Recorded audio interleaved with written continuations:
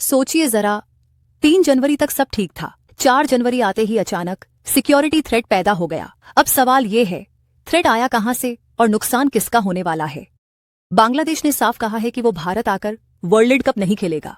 कारण बताया गया सिक्योरिटी। लेकिन अगर हम ईमानदारी से टाइमलाइन देखें तो कहानी कुछ और ही इशारा करती है। 3 जनवरी को बीसीसीआई ने कहा कि एक डोमेस्टिक टूर्नामेंट में मुस्तफिजुर रहमान को खेलने की अनुमति नहीं दी जाएगी, और ठीक अगले दिन बांग्लादेश को याद आया कि भारत में सिक्योरिटी का खतरा है। अगर सिक्योरिटी वाकई इतनी बड़ी समस्या थी तो दिसंबर में जब खिलाड़ी आईपीएल में बिके तब ये मुद्दा क्यों नहीं था?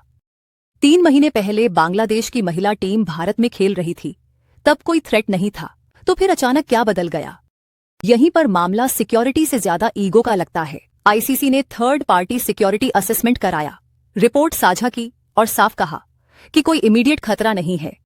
इसके बाद आईसीसी ने 2 टूक कहा, अगर आप नहीं आते तो आप टूर्नामेंट से बाहर होंगे और आपकी जगह स्कॉटलैंड को मौका मिलेगा। ये कोई पहली बार नहीं है। 1926 वर्ल्ड कप में ऑस्ट्रेलिया और वेस्ट इंडीज ने श्रीलंका जाने से मना किया था, तब भी आईसीसी ने वही किया था। नियम नया नहीं है।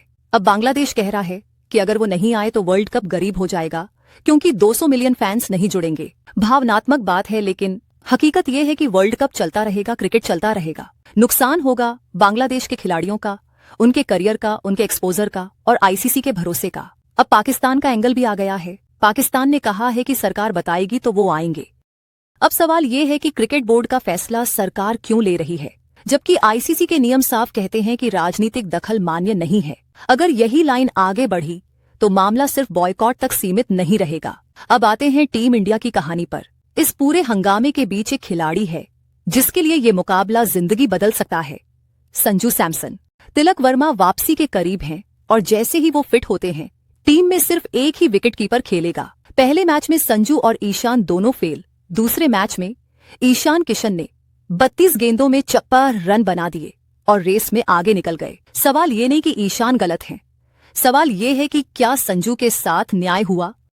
पहले कहा गया 7 मैच मिलेंगे, उन्होंने रन बनाए। फिर एक खराब सीरीज आई, बैटिंग पोजीशन बदली गई, कभी ऊपर कभी नीचे, कोई स्थिरता नहीं। अब फिर से ओपनिंग और फिर से चयन का दबाव। अगर इस मैच में संजू रन बनाते हैं तो चयनकर्ताओं के लिए फैसला मुश्किल होगा। अगर नहीं बनाते तो शायद ये उनका आखिरी मौका हो। टीम इंडिया का फोकस सीरीज जीतने से ज्यादा वर्ल्ड कप के लिए सही एग्जाइट ढूंढने पर होना चाहिए। यही वजह है कि ये मैच सिर्फ मैच नहीं है, ये करियर का टर्निंग पॉइंट है, ये क्रिकेट पॉलिटिक्स का आईना है और ये दिखाता है कि गलत फैसलों की कीमत कौन चुकाता है। अब आपकी बारी है। इस पूरे मामले में नुकसान किसका हो रहा है? बांग्लादेश का, खिलाड़ियों का या क्रिकेट का?